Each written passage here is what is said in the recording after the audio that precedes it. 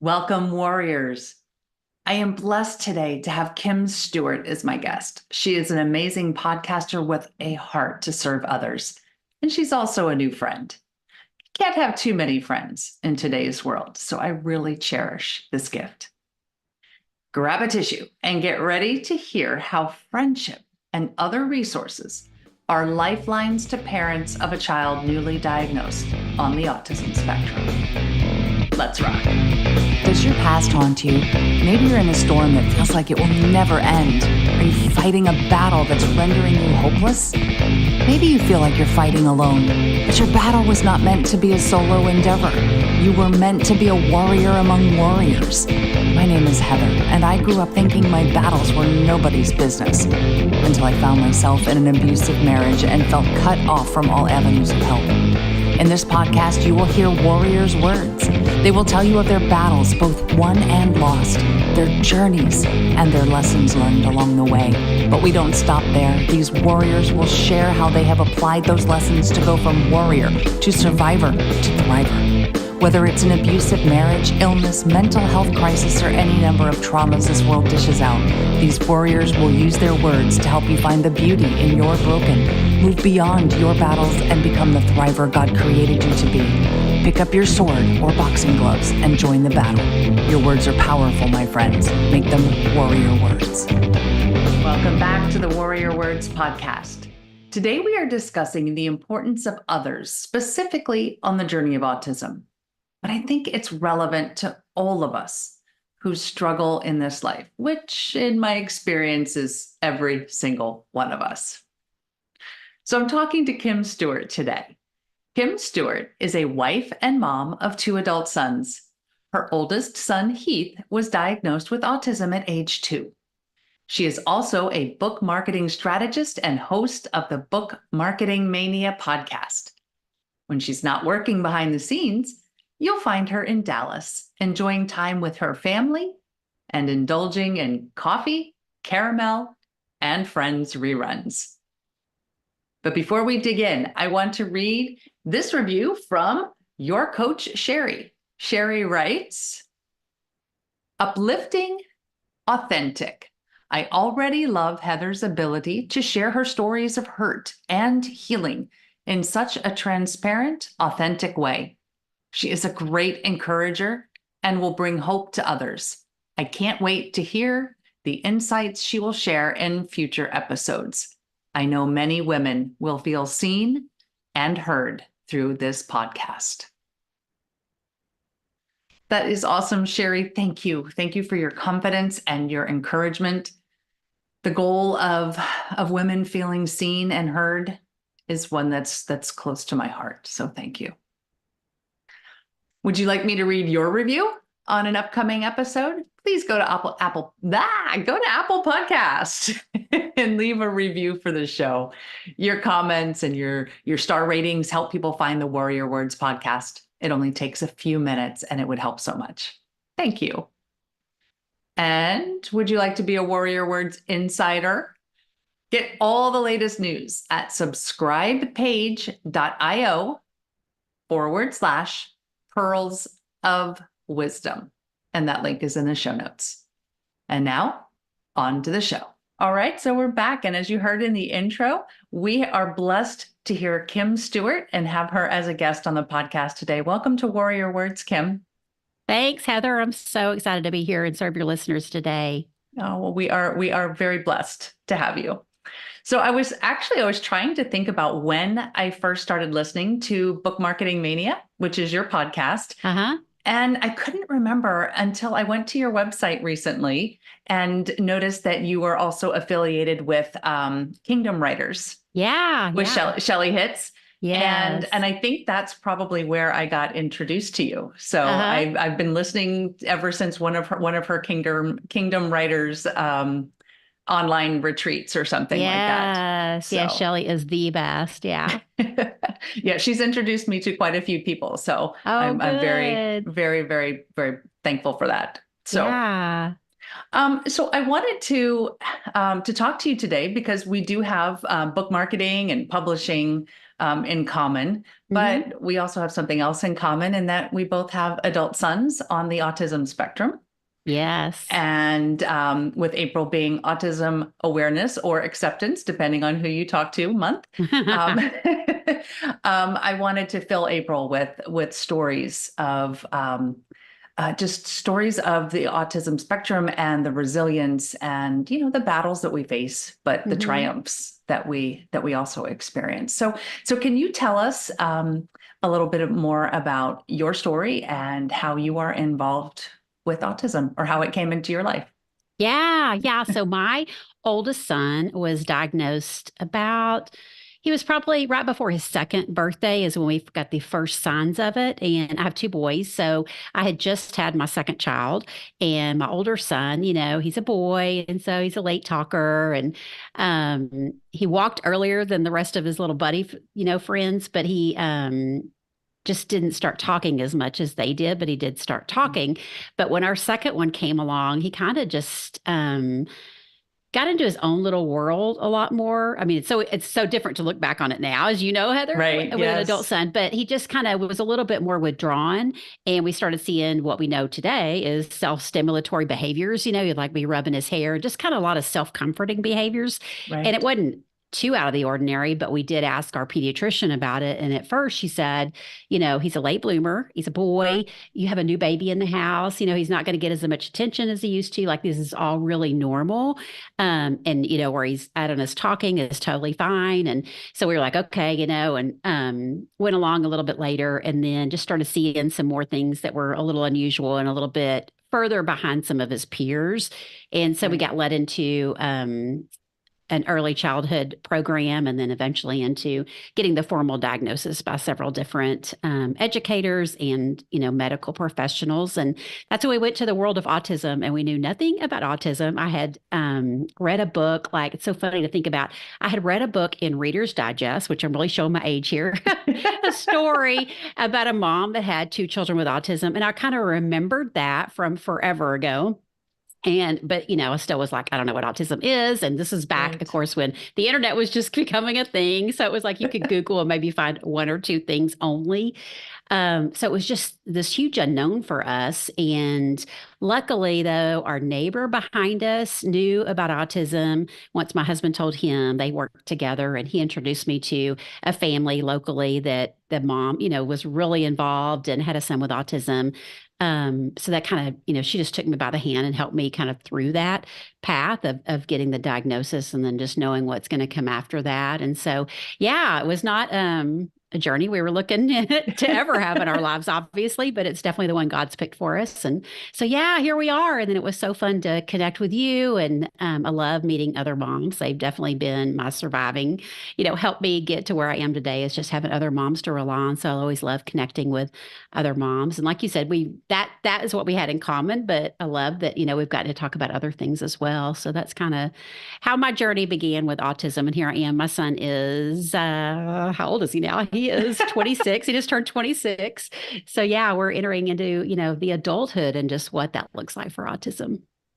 Yeah, and I think that's great that you brought up your neighbor. I think you said behind you, Hmm. who helped you to begin this journey, and Yes. I think that's an important point for the, I we use the word survivor here a Uh-huh. lot Yeah. on the Warrior Words podcast, and I don't think we ever survive as in a finality Hmm. survival of autism, but Hmm. one of the ways we do survive is community and Hmm. having those people come alongside us who have walked this path before, Hmm. even if they're only one step ahead of us. Yes. Oh my gosh. And Yeah. And, just again, like when we were diagnosed, there just weren't the resources. And I know people that maybe live in small towns now, maybe don't have that community resource. They are going to have to turn online.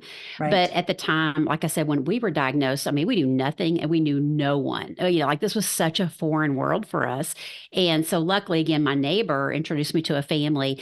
And literally that day, he gave me her phone number and I reached out to her and was like, left her a message like, I'd love to talk to you. I'm clueless here. And she didn't live very far from me, but she called me that night. She literally that day had come home from having a baby, and she Oh, spent wow. probably 2 hours on the phone with me, just going through and talking to me, and like opened up her home to me. And, I'm like, oh, you just got home with a new baby and you're going to, like that was such, it just helped my heart so much at that time. So I've always tried to pay it forward, what she's done for me. But yeah, just a community is. I mean, from that point on, I mean, that is what I relied on for sure, was just having other moms to lean on and share things that no one else would tell you about, and that you can just call up and cry on their shoulder, and they get Right. it. Or you can just go, look, I don't even want to talk about this today. I do this a lot. I'm like, I don't want to talk about it today. I just want to go laugh and get away from it. So yeah, having some kind of a community. And now of course online, it makes it so much easier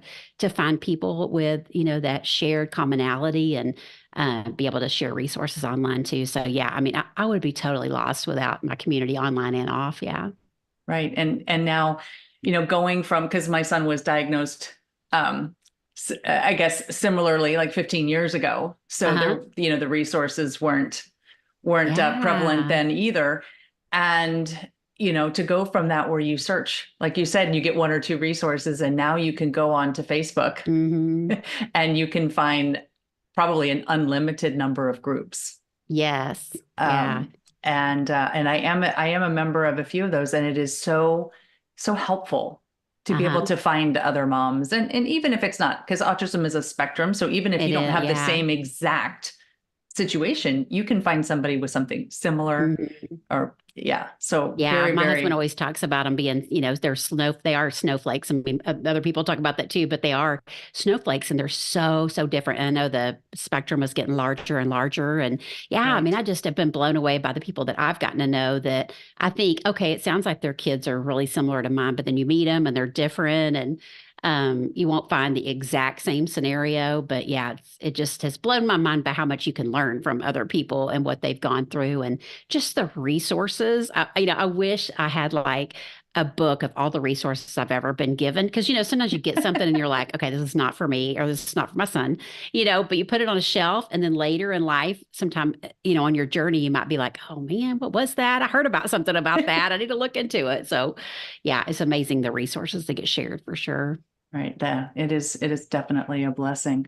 So talking about survival, Hmm. and were there any other ways that, in addition to community, any, see, now I'm going to ask you about those resources. Yeah, yeah. Um, are there any that particularly stand out, even if they're maybe local resources? People can find out where you are, and and maybe there's some local resources, even if they're not national, but Yeah, yeah, yeah, things absolutely. that help you. I mean, there's definitely national autism associations for sure. And they usually will have local chapters. So we had a local chapter in our area that had ongoing meetings. So that was nice to be able to go and meet with other moms again, or dads can meet with dads, siblings can meet with siblings. And then they usually bring in guest speakers. So you kind of heard about different topics that, again, you could probably Google and find today, but like, does you actually heard it from the source, back Right. then? And I'm an avid reader. So books, definitely at that time. Podcasts weren't a thing at that time, but books, like being able just to dive into books. And it was, for me, sometimes it was about a mom's story, but it was usually more of the textbooky kind of, here's a therapy you could try.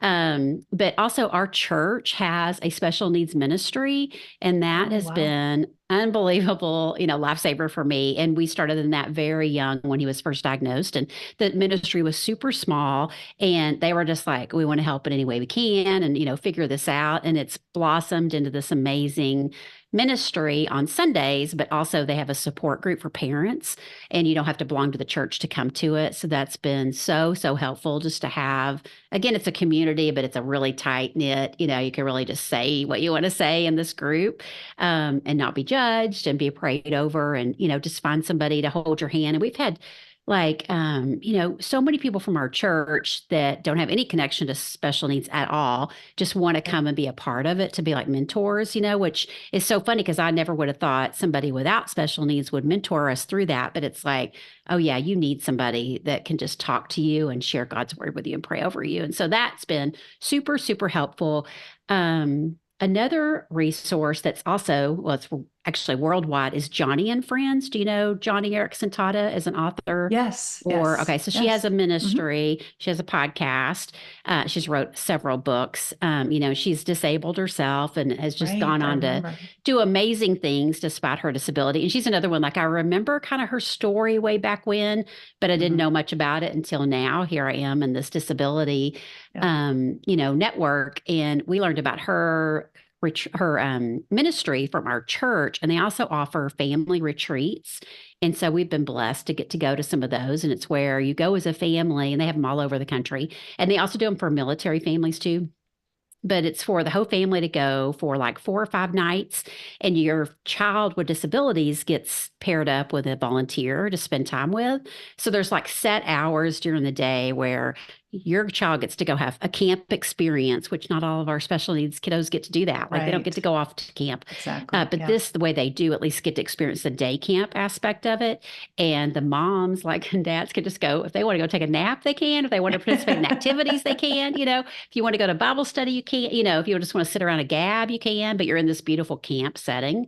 So that's another resource I would definitely encourage people to check out. And And I'll make gosh, sure that goes in the, I'm sure I'll there's get that tons, one and in I'm the sure there's show tons notes. Yeah. online that I don't even know about anymore. But those are the main ones. Again, just like reading tons and tons of books and trying to be knowledgeable, going to conferences if you're able to. Because I mean, again, when we first got diagnosed, like the only conference to go to was 4 or 5 states away. A good Mm, investment to travel yeah, and go. exactly. Now there's probably more. I mean, I know there are more just in my backyard. So I would definitely, look around. But that's where any of that stuff, I would really say, like, find a parent group. And if you have to go to a Facebook group, those people are going to be able to tell you the best of the best things to be, looking into and kind of helping you pare down the resources. So I'm so thankful there are still a lot of resources. There are more resources than when we were diagnosed, but Right. I'm sure, again, on the flip side of it, I know Heather, probably both of us are like, oh, I wish there was more resources. There's just, especially when you're at the time we are being adults,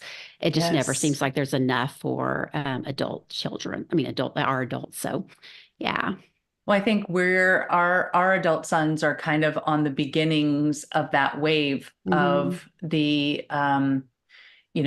people who were diagnosed 15, 20 Mm-hmm. years ago before autism was a buzzword. Mm-hmm. Um, and they started, I think, developing resources for the kids they had at the time. Mm-hmm. And it probably was a thought, but maybe not as well executed at that time. Yeah. That these Yeah. kids are going to Mm-hmm. become adults Yeah. Oh, and yeah. they are going to need help. They're going to need Mm-hmm. services. One thing that I've been talking with Tristan a lot about is, as a single mom, Mm-hmm. eventually I'm not going to be here.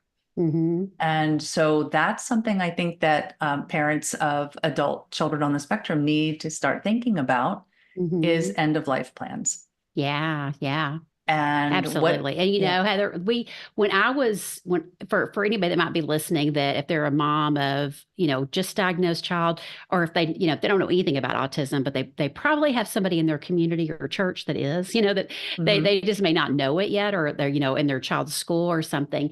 But I know when I was a mom of a younger one, I mean, I could not see that far. It was just like, I Right. just got to, what are we going to get done in the next few months? And, we're always looking at like that kind of scenario. And, we knew like we had to think about it somewhat, but it was just like this far scary thing.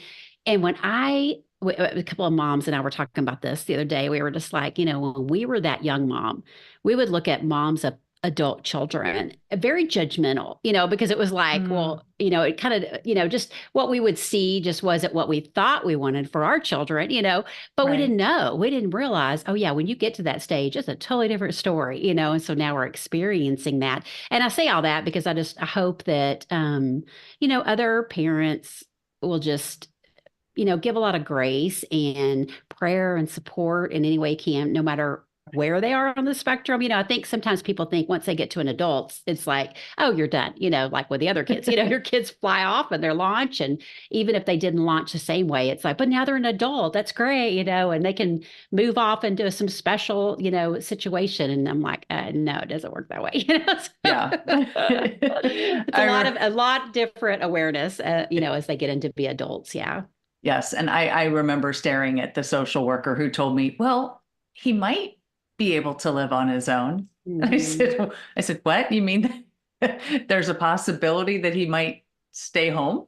Yeah, yeah. And I remember thinking, what am I, what am I supposed to do with that?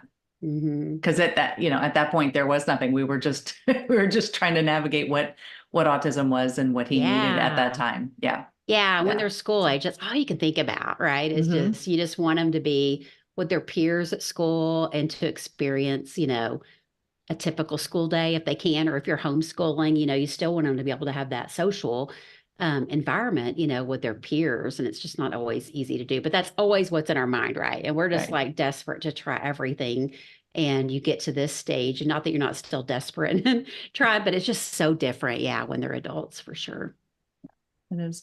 So now that we both have young adults, Hmm. and if you look back and you look at all the struggles and all the challenges and all the the different things that you've had to go through over the last 20-24 years, um, can you see any bits of beauty that Hmm. maybe in the thick of it you didn't see, but now you can look back and see that it was beautiful, or it was, that there was some promise or some hope. Because I like to have our listeners kind of think, when they're in the thick of things, they don't think Hmm. that there is any beauty or that there is any hope.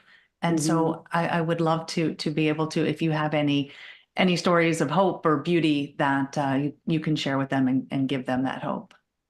Yeah, I was thinking, I mean, it really goes back to, probably just the different friends that I've had in my life, that are willing to either laugh again, like they'll laugh, they'll cry, but also, I think just, I think this is just a lesson for everybody. This isn't like one specific story, but just, you know, I don't know. I wish that I would have documented more things, along the Mm, way, and to remember, like I heard somebody talking this weekend about celebrating the small things, and it made me think. I yes. wish I would have done that more along the way, and there were beautiful moments to celebrate. And I think about that with any journey you're on, whether it's a health journey, or if you have a child with autism, or any kind of things that are going on in your life, and just any kind of brokenness is just a maybe slow down a little bit so you can, think about those things. Cause I do think about, it's funny, the things, there's, obviously really, really hard days. Yes. I will say, like, growing up, I almost thought my child without special needs was a lot harder, Oh, and wow. now I feel like Interesting. in Yeah. adults, they're kind of flipping, but I will say, he probably wouldn't mind me say that, but growing up, that's what we always laughed about. I was like, geez, I think he is even harder, but there's certainly hard days, with special needs. But then there's all of these things that happen. Like our son, again, it's changed a little bit in adulthood, but he always woke up with a smile on his face, and he may Mm. have a horrible day afterwards, but it was like he always just kind of was like, I felt like he just kind of was facing it, head on with a smile to begin with. And I wasn't always that way, so I tried to learn from him. And so many people have come into his life that have worked with him and have just been, definitely God sent. And it is Mhm. definitely a calling, to work with children with special needs. So I so admire anybody who does that. But I think I think just like, again, like saying celebrate the small things, and what God might can do that you don't expect. Because like I remember, this is one story. So I remember my younger son had saved up his money to buy one of those little electric scooters. Like, again, Mhm. this is back when they first came out. And he was so excited to buy his electric scooter. And we lived on a little street with about, 10 houses. And so he was out riding it. And then my older son came out, and he was, looking like he wanted to ride it. And so we were, my husband was asking him, and I was just like nervous, mama going, "Yeah, there ain't no way he's going to be when he riding a bike at this time. Right, right. And so we was like, well, let's just, set him on it and see if he likes it. We were just thinking he was going to like kind of balance on it. I don't remember what old he was, but old enough he should have been able to ride it, right? But he Right. just like Yeah. took off down the street on this electric scooter. And my heart, I was like freaking out, and he just like made the little corner around our little block, and came right back because he's really good with directions. But he came right back. But I was just like, my mouth was on the floor because I was like, here, I haven't even given him credit that he could even ride a bike. Like we had tried a couple of times and I gave up. I'm like, oh, we're just going to do training wheels for the rest of your life. I can't, like pick your battles, Yeah, And then once he came exactly. back from that, I was like, okay, well, he clearly has balance, And so I mean, I was just so blown away. So I was like, we're okay, get the bike out, like get the bike out, get those training wheels off. He could clearly do more than mom gave him credit for. So Oh, there's wow. been a lot of Yeah. those kind of stories that I think, even though, you might be praying about it. And not that I didn't pray about it, but I was and probably still continue to be quite a control freak, when it comes to him. And Yes, I can so, relate. there's just so many things I wouldn't let go of. And so again, I think, celebrate the small things that do happen, try to remember that, but then also, be willing to hand it off to God and just know he's going to take care of things one way or another. It's not going to always look like what Mama Kim wants it to look like, but, Yes. yeah, I think that's so important to remember in any struggle that we go through, and just lean on other people. Like I said, I mean, there's been a lot of laughter, there's been a lot of tears about it all, but yeah, I can't think of like any specific story other than that. No, but that's great. But I And think those are just things, and again, like I mentioned before, I mean, definitely like don't be judgmental, to other people, and just I think like I try to remember that now again in any situation I might be in, and how can I offer a lending hand to somebody? And I know that's really hard. Like it was so yes. hard for me to accept help, but just Yes. thinking of ways you can, like even if it is just offering to pray for somebody, again, going through any struggle in life is so Right. helpful. Right. Well, I was going to ask you for some warrior words, and I think you gave us some beauty, some hope, and some great warrior words there. Oh, So good. thank you for that. So let's switch into how you are thriving today, because that is the other component of this. And I already mentioned your podcast, but if you want to share, how your podcast got started, or maybe how your son is thriving today, those types of things. Yeah. Well, and I think he's probably thriving better than I am, because he, doesn't always know all the struggles that he's up against, which Yes. I guess I'm glad that's also a great thing in a way, that he doesn't see all the battling that we are doing, trying to figure out his lifelong, right, his adult plan and what happens when we're gone. Like you said, that's Right. a huge thing we're working on right now. And it's like, oh, it just, it can really take you down. Right. Right. Yes. But yeah, I was wanting to share with you, Heather, is I don't know if we had ever talked about this, but back in like 2014, I think it was, I kind of felt God nudging me to write a book about my journey because again, I love to read and I love reading other Hmm. people's stories. And I got to thinking, okay, well, maybe I need to provide this resource for new moms because I was talking to tons of new moms at the time. And I would Right. always, like tell them to call me if you have any questions. I'd love to help people on, try to sort through some of these things on a new journey. So I felt like he was calling me to write. And I have a background in corporate marketing. And so that's just a little side note. But I had gone to a writing conference and because I thought, okay, well, I need to go learn how to do this if I'm going to do it. And I went to a writing conference and met amazing women, that I could bond with in the writing journey. A lot of authors too that I had read their books. So it was so fun to get to meet them in person. And so I gathered all this information and learned about writing and publishing and marketing and blah, blah, blah, and I brought it back home and then it just sat and I didn't do anything with Mm, it. I was like, yeah. okay, well, maybe I heard him wrong. Maybe I wasn't supposed to write a book, after all. So I didn't work on it all. And Lord knows I had enough other things to do, right, with the two Right. kiddos. Yeah. But then I went back a second year because I was like, you know what? This conference came up again. I feel like maybe I'm just not being obedient and I need to go learn it all again. And maybe I'll start writing this time. And I was in one of the sessions on marketing, on book marketing. And because I'm just a huge marketing nerd. And so I just sat there and I really felt like this calling that he had on me. I really felt like in that session, it was like bing, bing, bing, bing, bing, and it was just like, this is why I called you here. It wasn't for you to write a book yet. Like we're still on this journey. It's not time for you to do anything with it yet. Mhm. But all these women that I've called, because this was a Christian author conference, and he was like, all these women that I've called for them to share their stories and their struggles. You love reading other books, and I've called them all to share that. And they're great at writing, but they don't do a good job marketing. They don't want to market their books. They hate it. They want to just write, write, write, write, Mhm. write. And this is why I Yes. called you to this. I called you to intersect with that.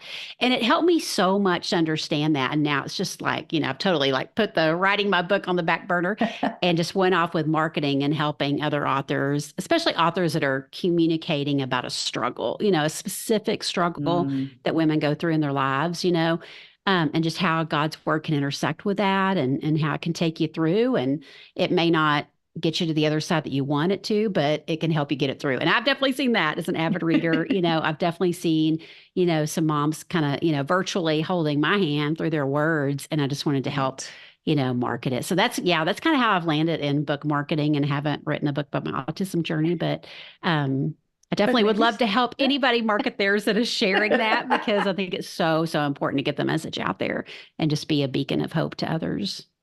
Well, I love that you shared that, because I've shared before on the podcast that the Holy Spirit told me to do this one too. Hmm. So, Yeah. I sat in church one time and questioned, why on earth would the Holy Spirit, God Himself, care whether or not Uh-huh. I have a podcast? Yeah. And Yeah. it may or may not be for me to know. His ways and His Uh-huh. thoughts are, above mine, way above Yes. mine. So, So true. Yeah. yeah. Yeah. And you have so much to share, so why not get behind the mic and share it, and then you have to just leave it up to him, right? I mean, we have to do our job Amen. too, Yeah. but there is just a matter of you get to a point you have to just leave it up to him, for he's going to find the right people that need to hear it. And yeah, I mean, Yes. just again, like back when we were diagnosed, we didn't have this technology. Like we could not have No. heard a conversation like this. So I think it's really incredible. Oh, well, thank you. And I'm so glad that you were here and made time for us today. So Yeah. tell our listeners where they can go find you if they have a book in them, or if they have a book that they want help marketing, or if they just want to listen to more of your stories and how you serve people. Yeah, I would love it. I'm at kimstewartmarketing.com, and you can find all my links there for social media, and you can learn about the podcast. And yeah, if you just want to pop onto any of my social media channels and say hi and let me know you heard me on Heather's podcast, and I'd love to hear about, the journey you're taking as a warrior, and, just what God has in store for you. I just love learning everybody's stories, whether it's about autism or not. And that's how we actually connected. I found I'd been listening to your podcast for a while, but that's how I connected with Kim, was actually mentioning or DMing her through Instagram. Yeah. Yeah. I So love yeah, it. so it was great. All right, well, I will make sure to get your link in the show notes so people can come and find you and listen to the podcast. And I just want to thank you. I want to thank you for your time and for your friendship, and for coming on and sharing your story with our listeners today. Yeah. Thanks, Heather. It was such a blessing to me, too. All right. Thank you. Today's conversation with Kim was filled with hope. I love how she shared about people coming alongside her and helping when she didn't know much about autism, much less how or what to ask for help. These people had been in her shoes and had already walked on this path. They knew. They knew what she needed. She also brought up another point that convicted me a bit. But I think it's an important one. She mentioned in her story about the scooter, and she mentioned it. I guess it was about her fear. It's about her fear for her son. And upon his return from riding that scooter, she realized that she hadn't given him enough credit. There were things he could do on his own that she hadn't considered. And that's a powerful realization. And one maybe more than one of us needs to acknowledge. So I'm going to follow Kim's leadership and admit that there have been times, more than one, when I haven't given Tristan the credit he deserved in his abilities to do something. The most recent one being my overnight hospital stay. And you can listen to, I think it's episode 7.